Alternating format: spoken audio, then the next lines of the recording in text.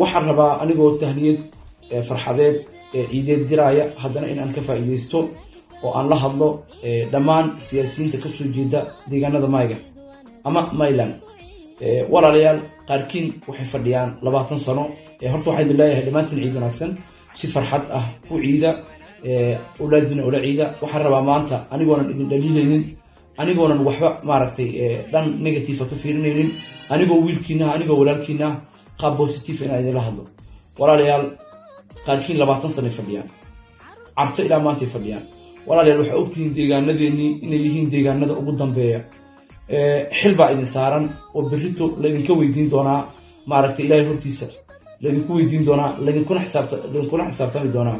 dad baa waxaa qaadeen mas-uuliyadooda. walaalayaal waxa ogtihiin maanta dadkeena dadka ugu dambeeya Soomaaliya inay yihiin, deegaanadeennana deegaanada Soomaaliya ugu dabamarsan inay yihiin.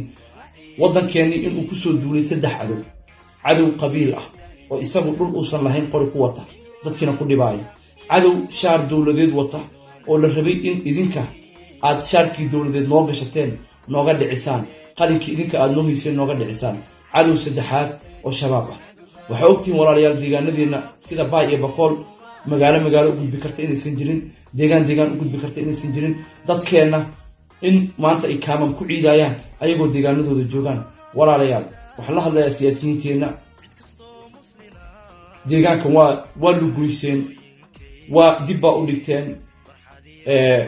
kolley waxna maydan ka samaysanin oo sida siyaasiyiinta Soomaaliyeed daara maydan ka dhisanin, waayo hankiina intaa ma gaarsiisno.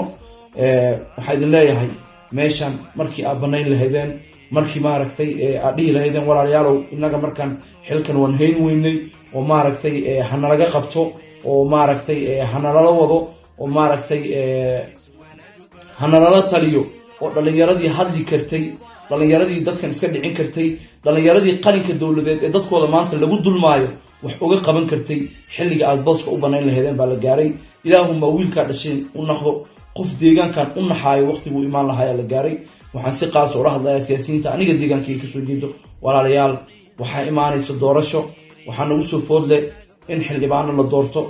walaalayaal fadlan ha tartamina.